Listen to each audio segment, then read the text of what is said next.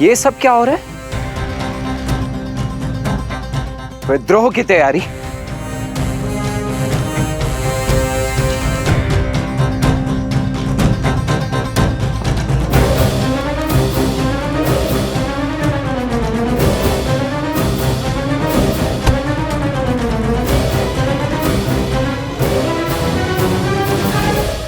तो अब आप सब श्री राम के विरुद्ध शस्त्र उठाने को उत्सुक हैं। क्या यही है श्री राम और अयोध्या के प्रति आपका सम्मान?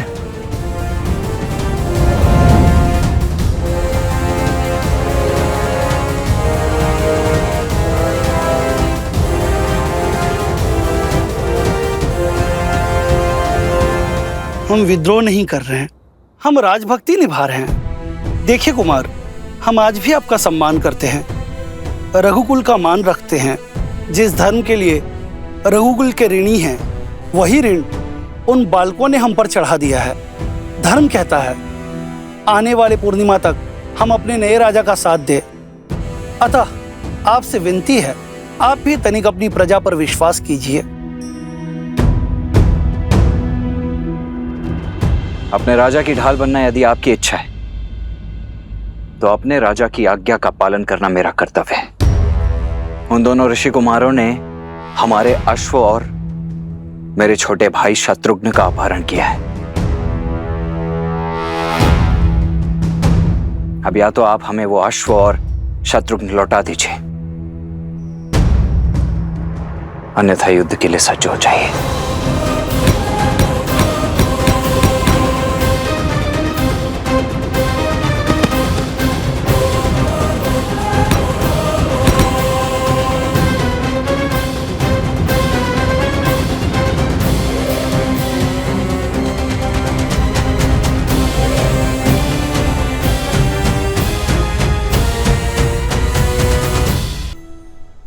हमने आपसे पहले भी कहा था, महाराज और युवराज यहाँ नहीं है, वे किसी उद्देश्य पूर्ति हेतु बाहर गए हैं। यदि आप उनके बिना भीतर आना चाहते हैं तो आपको हमें मृत्यु के घाट उतारना होगा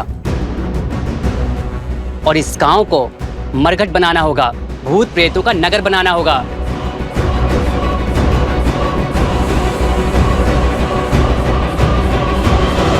माता, जब आपकी माता ने आपकी प्रतिमा को यज्ञ में विराजमान देखा तो वो भाव विभोर हो उठी। माता, वो आंखों में आंसू लिए कहने लगी कि प्रभु श्री राम को पहचानने में भूल हुई उनसे।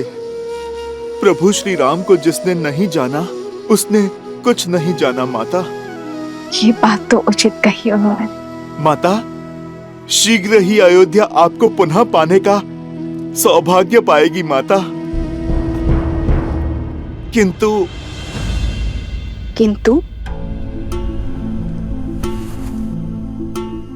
किंतु माता, एक प्रश्न है जो और प्रतीक्षा नहीं कर सकता। माता, ये मन भी कितना विचित्र है।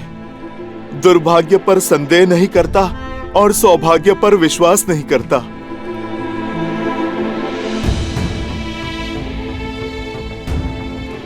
पुत्र का अधिकार है कि मन में उठ रहे हर संशय अपनी माता के सामने रखे। बताओ पुत्र, क्या शंका है तुम्हें? माता, मेरा मन सत्य जान चुका है, किंतु ये सब कुछ आपके मुख से सुनना चाहता है। माता, क्या कुमार लव और कुश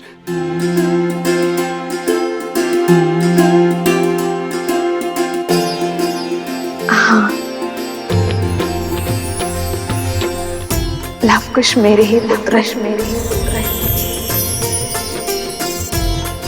श्री राम के तने रघुकुल के वंशज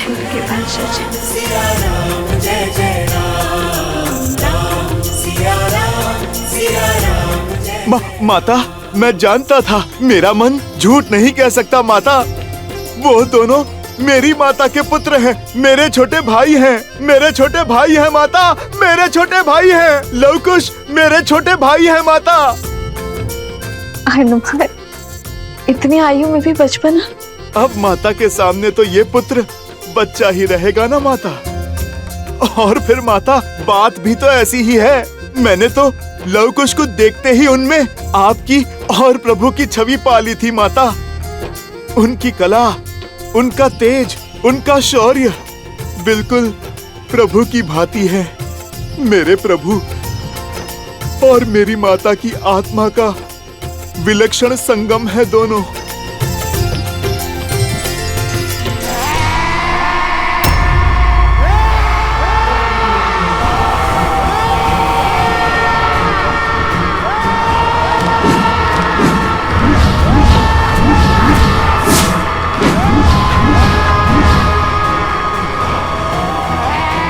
मैं इनके सामने अधिक देर तक नहीं टिक पाऊंगा कुश। इनकी चीखों के सामने मेरी सुध खो रही है।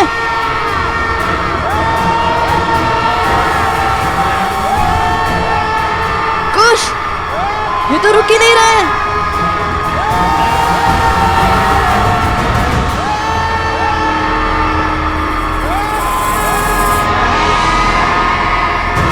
दिव्यास्त्र का उपयोग कीजिए भैया।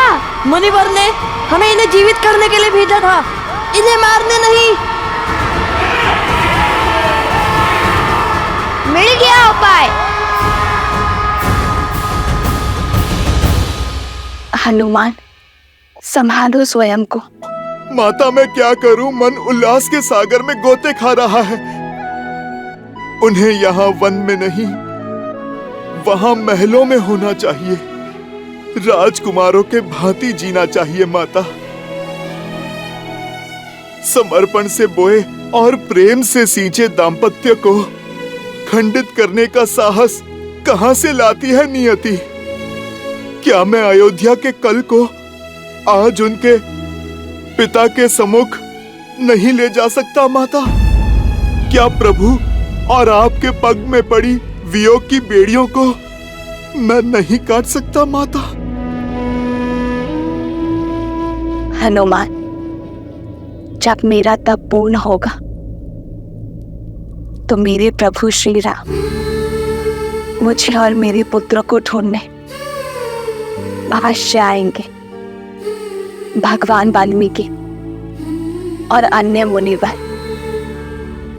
लव कुश को जिस पथ पर भेज रहे हैं वो तप का ही पथ है हनुमान। और तुम तो बल और बुद्धि दोनों के ही स्वामी हो हनुमान। तुम्हें कुछ समझाने या बताने की आवश्यकता नहीं है। जो उचित लगे वो करो। जब लव कुश का जन्म हुआ था तो शत्रुघ्न भैया यहाँ आए थे। तब मैंने उनसे कहा था, सूर्यवंश के इन सूर्य का तेज अयोध्या तक नहीं पहुंचना चाहिए। आप किसी से कुछ नहीं कहेंगे भैया। किंतु तुम्हें कोई आज्ञा, कोई आदेश नहीं दूंगी, क्योंकि मेरे पुत्र हनुमान का निर्णय अनुचित हो ही नहीं सकता। माता, आपने मुझे डाल दिया ना धर्म संकट में। मेरा मन कहता है कि अभी प्रभु को सब सत्य बता दूं, किंतु धर्म तपस्या भंग करने का मैं अपराध नहीं करना चाहता माता।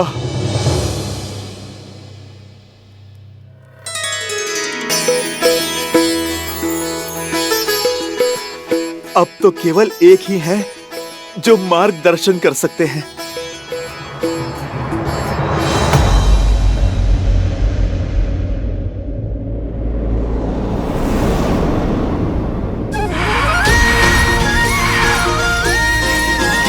किंतु तुम्हें कैसे ज्ञात हुआ कि उनकी शिखा बांधने से वे शांत हो जाएंगे? इतना भी अज्ञानी नहीं हूँ मैं भैया। भूल गए भैया, बालपन में जब बालपन? अरे अर्थात जब और भी छोटा था, तब यज्ञोपवीत संस्कार के समय मैंने उपहास में सूंघकर उनकी शिखा खोल दी थी।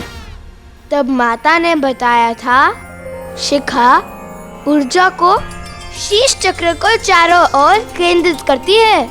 व्यक्ति को उच्च चेतना और दिव्य ऊर्जा से जोड़ती है। इसे खोलकर रखने से ऊर्जा अधिक स्वतंत्र रूप से प्रवाहित हो सकती है और बांधने से रुक सकती है, जिससे व्यक्ति का मन और मस्तिष्क भी स्थिर हो जाता है। अति उत्तम। चलो, कुछ तो पाठ स्मरण है तुम्हें।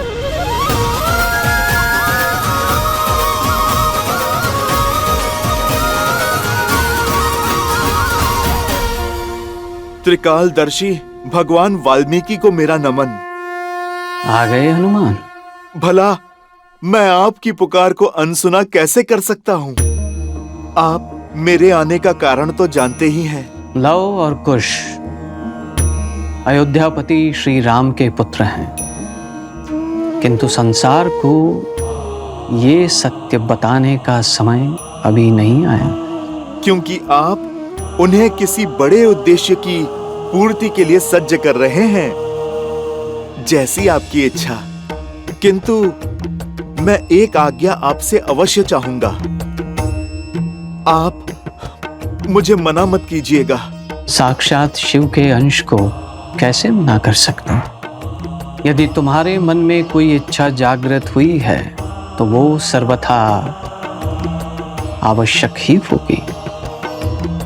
बोलो, क्या चाहते हो?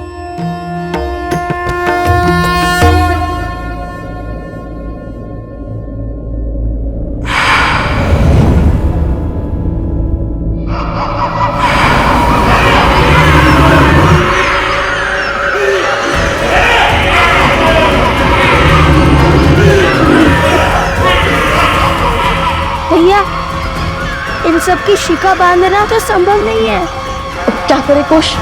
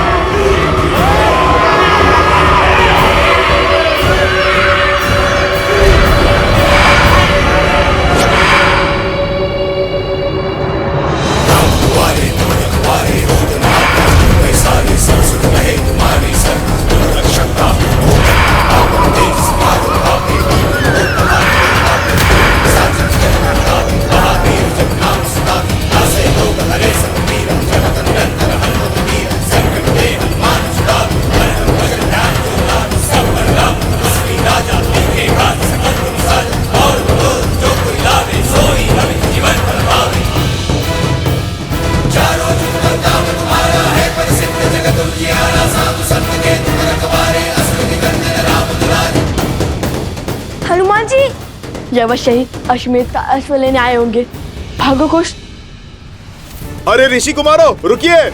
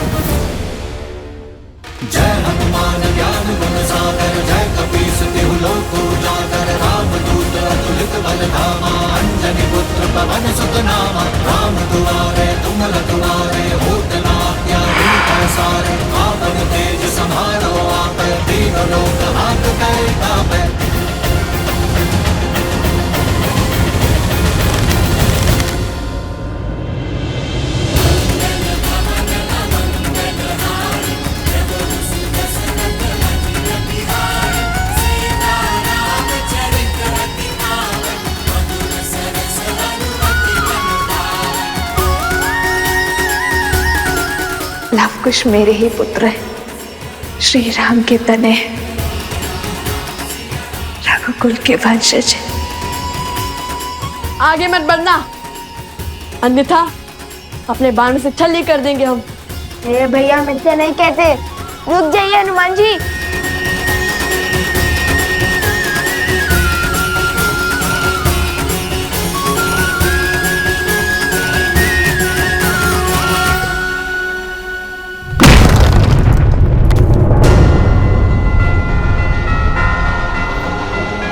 भैया, अवश्य ही इनकी कोई योजना होगी अश्व ले जाने की।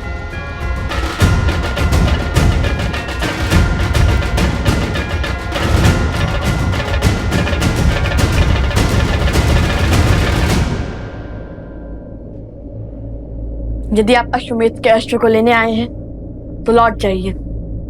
उसे ढूंढने में अपना समय व्यर्थ मत कीजिए। उचित कहा भैया। सुना है आप अमर हैं, कदाचित इसलिए बहुत समय है व्यर्थ करने के लिए। समय व्यर्थ करने वालों को एक दिन समय स्वयं व्यर्थ कर देता है। वैसे मैं यहाँ पर अश्व के लिए नहीं आया हूँ। मैं तो प्रभु श्री राम का सेवक हूँ, सैनिक नहीं। बिना इच्छा मैं नहीं लड़ता। तो फिर आप यहाँ क्यों आए? आप दोनों की सहायता करने। आप दोनों माता सीता की खोज में निकले हैं ना? उनका तो पुत्र मैं भी हूँ। आप दोनों का हाथ बटा दूं? तो श्री राम को हराकर हमारे प्रश्नों का उत्तर देने के लिए बाध्य करेंगे, उनका साथ छोड़कर हमारा हाथ थामेंगे, प्रभु की सेवा से मुंह मोड़ेंगे। जब आप दोनों प्रभु श्री राम के समक्ष खड़े होंगे, मैं वचन देता हूँ, तब ना तो किसी का साथ दूंगा और ना ही हाथ थामूंगा। प्रभु राम की सेवा हो या फिर माता सीता की सेवा, वो दोनों एक ही तो हैं मेरे लिए। ठीक है, आप हमारे साथ आ सकते हैं। पहले बताइए, इस सहायता के बदले में क्या चाहिए आपको?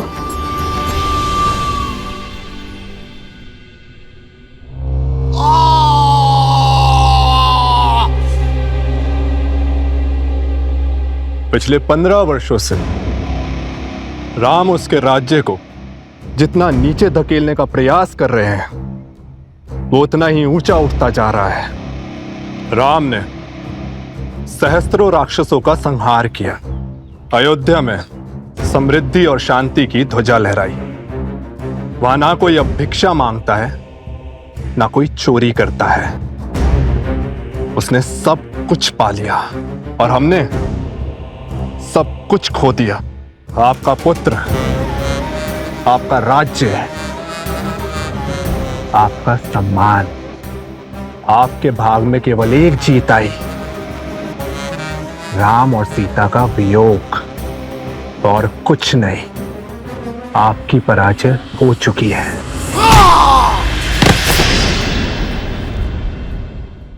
माना कि मेरे प्रयास विफल हुए, किंतु जब तक अयोध्या में एक भी जीव के मन में अधर्म का वास है, धर्म कभी पूरी बात नहीं जीत सकता।